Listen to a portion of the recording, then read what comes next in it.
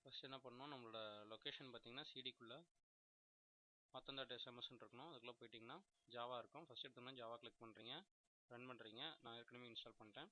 Next என்ன பண்ணுறீங்க, NetBeans install பண்ணுறீங்க.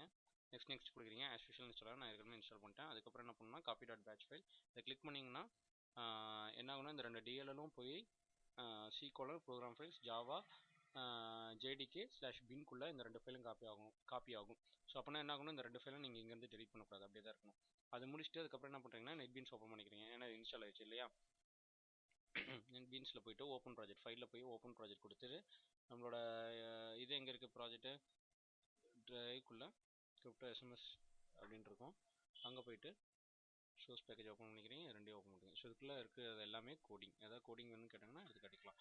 நெக்ஸ்ட் அதுக்கப்புறம் என்ன பண்ணணும்னா சிஸ்டம் இதுக்கு முன்னாடி ப்ரீ ரெக்வஸ்டிங் என்னென்ன அப்படின்னா ரெண்டு லேப் ஒரு டெஸ்க்டாப் ரெண்டுலேயுமே ப்ளூடூத் கனெக்ஷன் இருக்கணும், ரெண்டு மொபைல் இருக்கணும். ஒரு மொபைல் சென்ட் பண்ணுறதுக்கு, இன்னொரு மொபைல் ரிசீவ் பண்ணுறதுக்கு.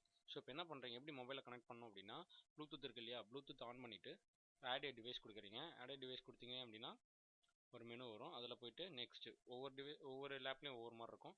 ஸோ என்னோட டிவைஸோட நேம் இது கொடுத்தோடனே நெக்ஸ்ட் கொடுக்குறீங்க. நெக்ஸ்ட் கொடுத்தோடனே என்ன ஆகுனா ஒரு லிஸ்ட் வரும். இதில் போய்ட்டு சீரியல் போட்டு டிக் அடிச்சுட்டு எல்லாமே கூட டிக் அடிக்கலாம், ஒன்றும் ப்ராப்ளம். நான் முக்கியமாக சீரியல் போட்டு டிக் பண்ணணும். ஃபினிஷ் கொடுக்குறீங்க. ஃபினிஷ் கொடுத்தோடனே ஃபினிஷ் ஆச்சு. ஓகே, இதுக்கப்புறம் என்ன பண்ணணும்னா இப்போ நம்ம மொபைல் கனெக்ட் இருக்கா இல்லைன்னு பார்க்குறதுக்கு மை ப்ளூடூத் பிளேசஸ்க்குள்ளே போயிட்டிங்கன்னா வரும் கனெக்டட் com5 அப்படின்னு இருக்கும். ஸோ com5 கனெக்ட் இருக்கா. ஆனால் நீங்கள் என்ன பண்ணணும்னா இந்த ப்ரோக்ராம் ஃபைல்ஸில் sent message Java receive message read message SMS sent எஸ்எம்எஸ்ன்னு இருக்கு இல்லையா.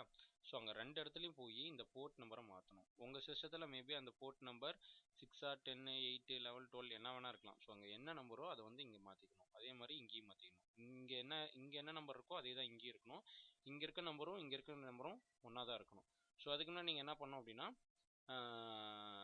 அது எத்தனை போர்ட்டில் கனெக்ட் ஆயிருக்குன்னு பார்க்கணும். எத்தனை போர்ட்டில் கனெக்ட் ஆயிருக்குன்னு பார்க்கணும் அப்படின்னா மை கம்ப்யூட்டரில் போய்ட்டு மேனேஜ் போய்ட்டு right click manage device manager போர்ட்ஸில் போய்ட்டு ரெண்டு போர்ட் இருக்கா. இங்கே வந்து 3N 5N இருக்குது.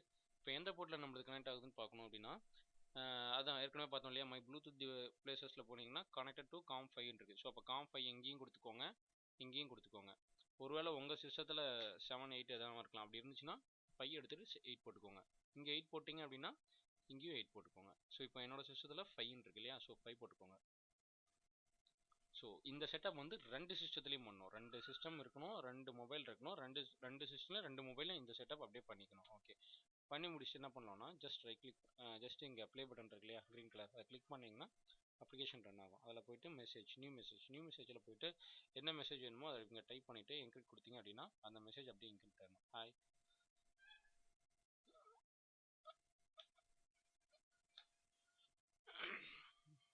கொடுத்தீங்கன்னா அந்த மெசேஜ் என்கிரிப்ட் ஆயிரும். ஸோ எந்த மொபைலுக்கு அனுப்பணுமோ அந்த மொபைலோட நம்பர் இங்கே கொடுத்தீங்கன்னா கொடுத்துட்டு சென்ட் எஸ்எம்எஸ் அப்படின்னு கொடுத்துட்டிங்கன்னா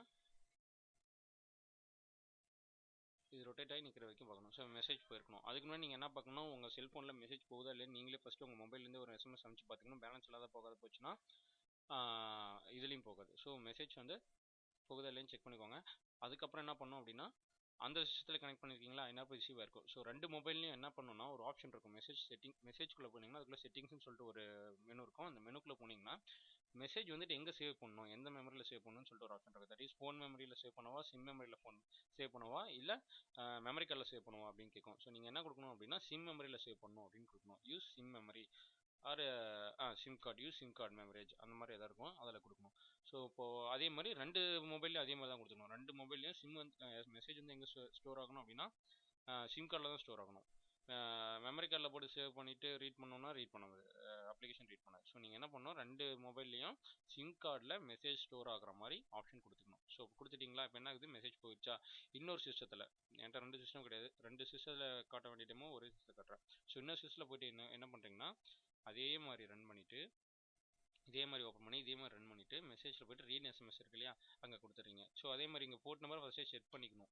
என்ன இருக்குது அந்த சிஸ்டத்தில் போர்ட் நம்பர் மாறலாம். ஸோ அங்கே போய் என்னவோ அதை செக் பண்ணிவிட்டு இங்கே வந்து ரீட் இன்பாக்ஸ் கொடுத்தீங்கன்னா மெசேஜ் ரீட் ஆகும். என்னோட மொபைலில் என்ன மெசேஜ் இருக்கோ அது இப்போ எக்ஸாம்பிளுக்கு ரீட் ஆகும். ஸோ இப்போ என் மொபைலுக்கு நான் வந்து இந்த மெசேஜ் அனுப்பல, வேறு ஒரு நம்பருக்கு அனுப்பிச்சிருக்கேன். இன்னொரு அந்த நம்பர் வந்து வேறு அது இப்போது எந்த மொபைல் நம்பருக்கு மெசேஜ் அனுப்பிச்சிங்களோ அந்த மொபைலில் இது கூட கனெக்ட் பண்ணிங்கன்னா இதே மாதிரி கனெக்ட் பண்ணிடுவீங்க இல்லையா. கம்ப்யூட்டரில் போட்டு கனெக்ட் பண்ணிட்டு ரீடு இன்பாக்ஸ் கொடுத்துட்டீங்க இல்லையா, கொடுத்து முடிச்சுட்டு அங்கே பார்த்தீங்கன்னா உங்களுக்கு அன்னோட் கேரக்டர் மாதிரி தான் வரும் இல்லையா, அன்னோன் கேரக்டர் மாதிரி வரும். ஃபார் எக்ஸாம்பிள் நம்ம என்ன என்கிரிப்ட் பண்ணி அமிச்சோம் இல்லையா, அந்த கோடு தான் இங்கே வந்து ரீடாக இருக்கும். ஸோ ரீட் இன்பாக்ஸ் கொடுத்தீங்கன்னா ரீட் ஆயிரும். அதுக்கப்புறம் டீக்ரிப்ட் பண்ணிங்கன்னா உங்களோட ஆக்சுவல் மெசேஜ் என்னவோ அது அப்படியே இந்த பக்கம் வந்துடும்.